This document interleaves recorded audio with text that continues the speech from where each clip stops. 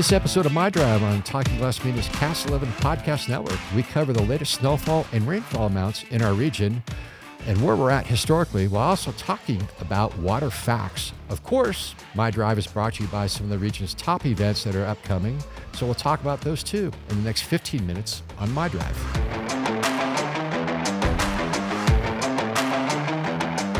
So you ready for some rain and snow review, E?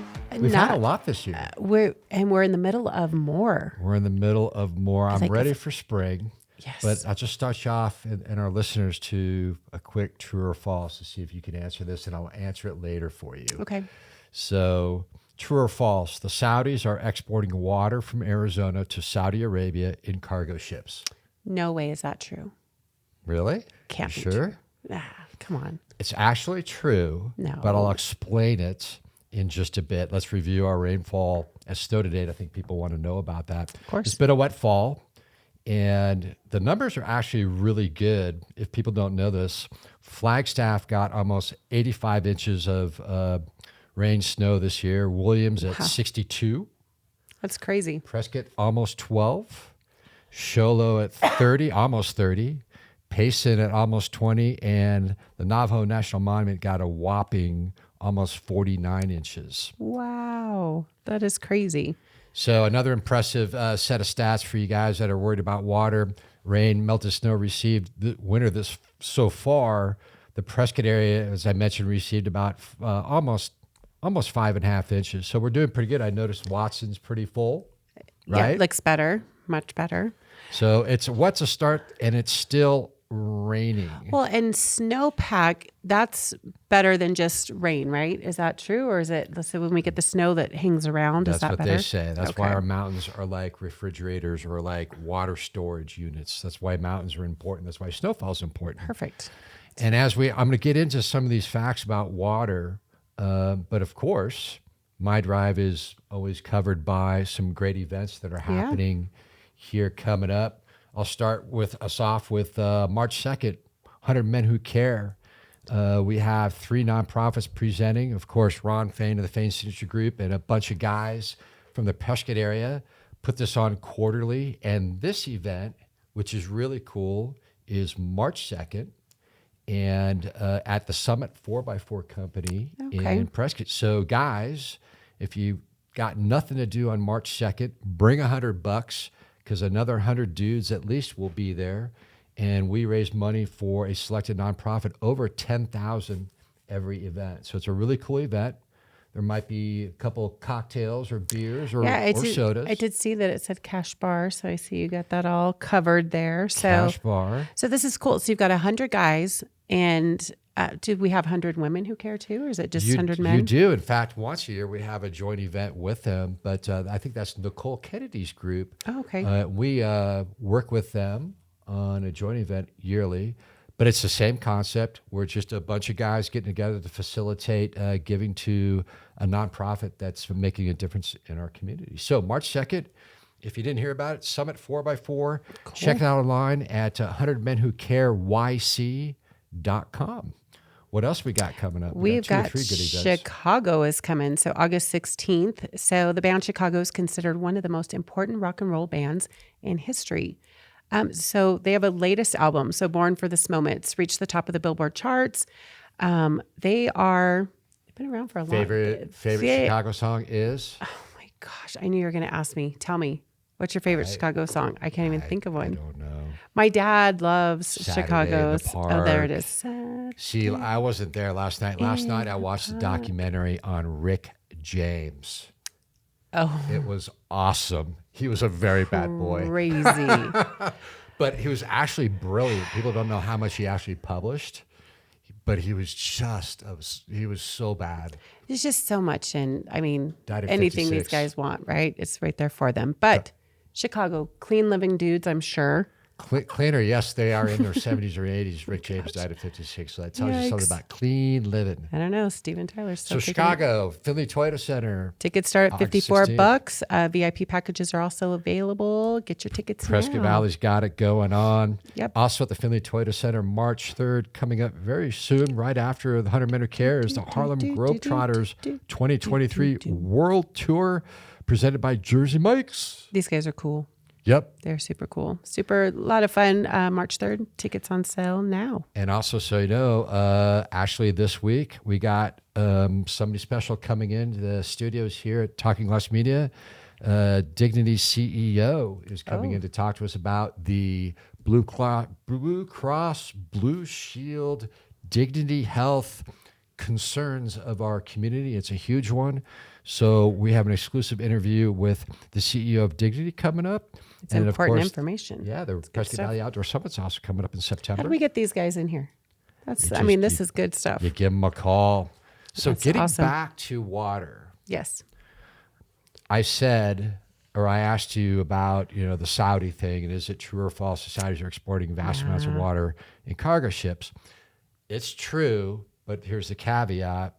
They own farms in the valley that grow alfalfa. Okay. Now, when you grow any kind of hay, and alfalfa is a type of hay because I buy a lot of it. Yes. It takes a lot of water. But why are Saudis growing alfalfa in Arizona? Do you know that? This is interesting. No, I do not. Take a guess.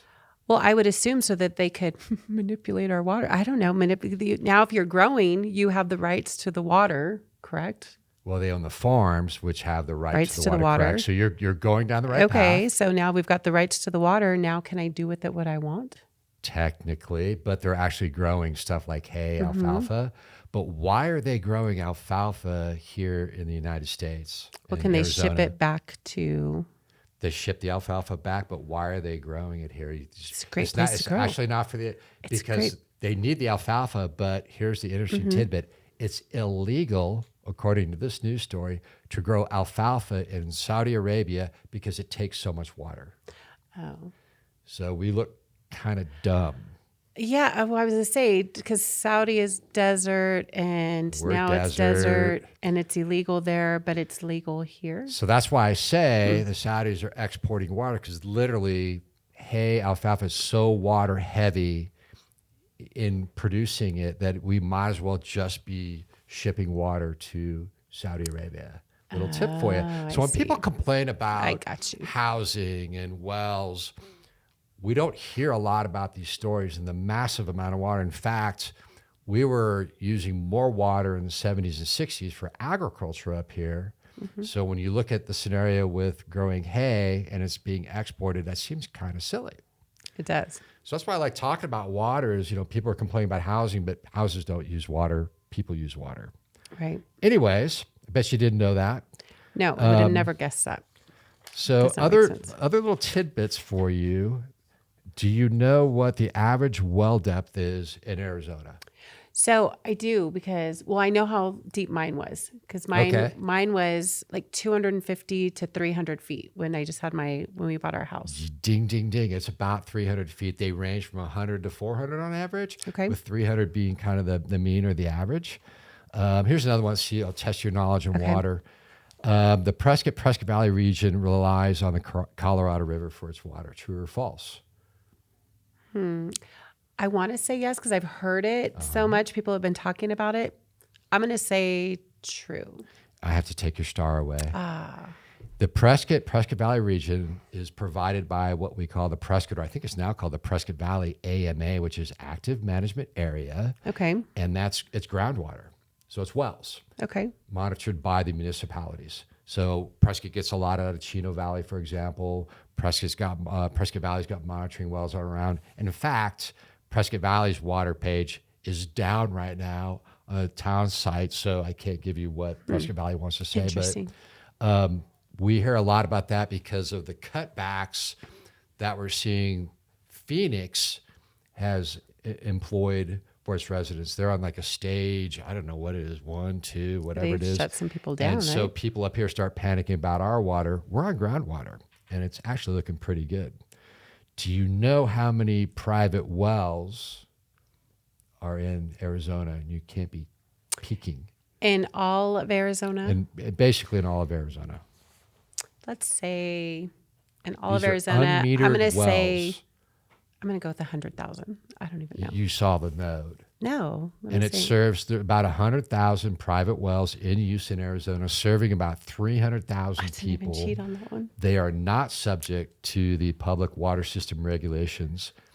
And in our world, we call those wildcat developments in a lot of ways. So you see these houses that are popping up here and there, and they're on 2 acres, 5 acres, and they're kind of sporadic. Yep. It's what we call wildcat development. So they're on unmetered water. They can use basically as much as they want. So does that sound like a good idea for developing a community, or is this a better idea to have like a master plan community on metered wells? Well, obviously a master Metered plan. water. But, because we have a well out on our property, and we actually shipped water in to have our pool filled because it just made more sense than taking it right. Yeah, we had a pool. Well, it's, above ground, but it was a big pool. But it took 5,000 gallons worth of water, but we just responsibly had it shipped in. I don't know if that's the more responsible. We just didn't want the drain on our well. But, So again, there's this thing going on in town with, NIMBYism, and I get it. We live out in the middle of nowhere with a lot of land, but is it really a good idea over time to have these communities that aren't really planned? They're on wells and on septic, or does it make more sense to be on metered water and sewer? Because then the benefit of the sewer is what? Well, we can monitor, and we can treat fill, the water for effluent that's used on golf courses, stuff that reuses the water. Wildcat developments, you can't do that. Yeah. Another question for you to see if you can get it. According to the Arizona Department of Water Resources, ADWR, true or false, we use more water now than we did in, say, the 50s and 60s. Oh, I'd have to say, of course. I mean, there's so many more of us now, right? You would think so. Yeah. But the answer is no. False. Actually, the state used about 7.1 million acre feet of fresh water in 1957. They figured that was actually lower at 7 million acre feet in 2017. So we're actually lower or on par with what we did in 1957. I think people think we're using 200 times more or 2,000 times more. We would think so. Why do you think that is? Because we are not drinking out of the hose anymore. Remember when we were kids, we got to drink out of the hose outside? Car washes with the, do you remember running your hose all day long? And I remember sprinklers doing that. Running through the sprinkler all the time. We'd be out there for hours in the sunshine. We didn't have mobile phones. And we just let the water run in the gutter. We'd build little boats and have races in the gutter. Yes, we used to always play. Yeah, yes, we played in the gutters. We did though. I mean, as kids, you got to do all the fun stuff. Which, the hose was always running in the summer. So, despite the fact that in 1957 we were using about 7.1 million acre feet, we're using less now. Meanwhile, the population of the state has increased substantially from just over 1 million in 57 to over 7 million in 2017, one of the last census. It's pretty interesting. Yep. So it was fun to talk about this water stuff in our events, but it's just a big topic in our area.